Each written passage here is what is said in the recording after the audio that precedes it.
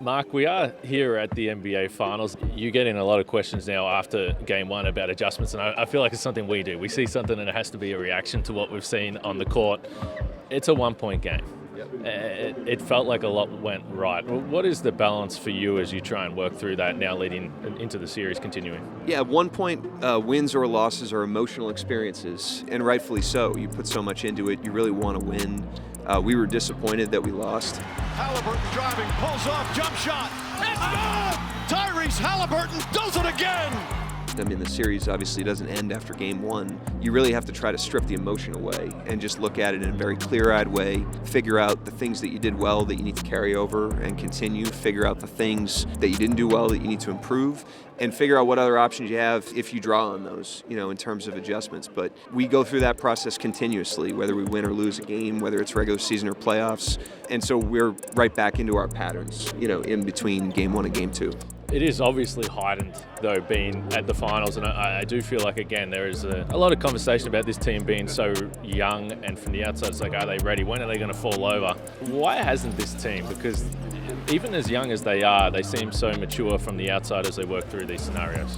Yeah, I mean, number one, they've got an uncommon, regardless of our age, there's an uncommon maturity, professionalism, work capacity, team orientation, competitiveness that they've exhibited over a long period of time, even before we were winning 60 games. SGA the drive, SGA the finish. Little crossover, Caruso bump shot, it's good, and a foul. Caruso chaos here in the fourth quarter. We embrace the opportunity to go out there and compete. That's really what it comes down to. And so there's no group of guys that I could have more confidence in than this group of guys. But now, we're in this situation. We're down 0-1 in the series, and we have to play the best we can tomorrow to compete to win the game. And so that's what our focus is. There was a game earlier this year. It was Cleveland winning in Boston. They were down like 25-2 or something in the first quarter. And I asked Kenny after the game whether you get to the playoffs and then you lean on experience you've had in the past. And I am curious, you said post-game that this Pacers team is just good.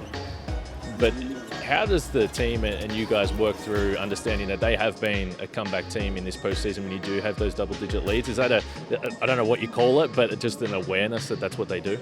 Yeah, I mean, you want to know your opponent. You want to know your opponent's experiences. We have high respect for Indiana and did at the beginning of the series. We know how dangerous they are. We know they're a great team. And one of the things that makes them a great team is they have unbelievable belief, when the back's against the wall or when they're down in a game. They play all 48 minutes in character.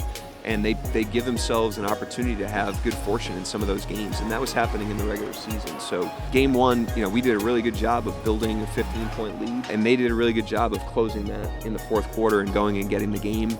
We obviously want to be aware of that, but we also need to control what we can and be the best version of ourselves. Just back to you, about 7 or 8 years ago, I was working in an oil refinery out of high school. I was a tradesman, and I didn't picture that I'd be sitting next to an NBA coach at the finals, right? And I wonder when you're going through your college and UConn and education potentially, and you go to take an assistant coaching role, I'm curious at what point you were like, okay, this is something I can do for the rest of my life, and then where the NBA Finals came into that dream along the way. Yeah, I mean, I've said this many times, but I honestly believe this. If you replayed my life 10 million times, this would only happen once. I should not be here. Statistically, I've been given great opportunities and responsibilities. I've been around great people. Those people have taken really good care of me.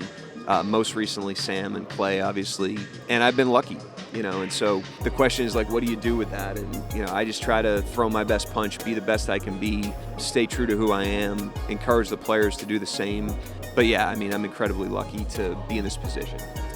A couple of weeks ago now was the day that SGA was going to get the MVP. Well, we didn't know it at the time, and I was trying to figure out how to ask you to get a thought about, how proud you are of him and how much this team enjoys the success he had.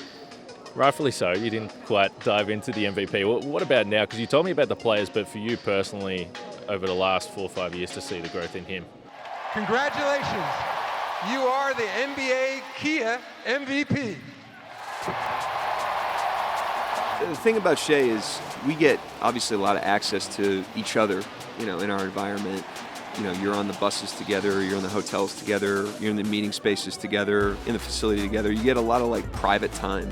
as a team. And the thing about him is you see him come out here, he's the coolest guy in the room. He plays like it.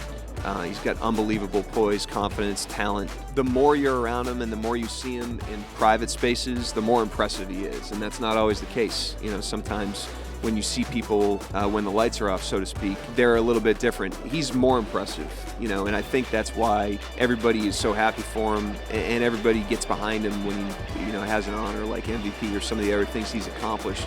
That's why the team feels the way they do about him, because, you know, he's earned it. Number one, he's a great worker, and he's a really, really good person, you know, that treats people the right way. He's a family man. He's grown, you know, exponentially. And the last thing I'd say on that is, like, most of our players, if not all, are like that, you know. And he happens to have won the MVP, but I could talk the same way about any of our guys, Cambridge Williams, Cason Wallace, right on down the line. That's why it's such a fun team to watch, and I've enjoyed your success. It is fun. It's a cool story, and it's great to be here at the NBA Finals. I appreciate the time. Thank you for having me.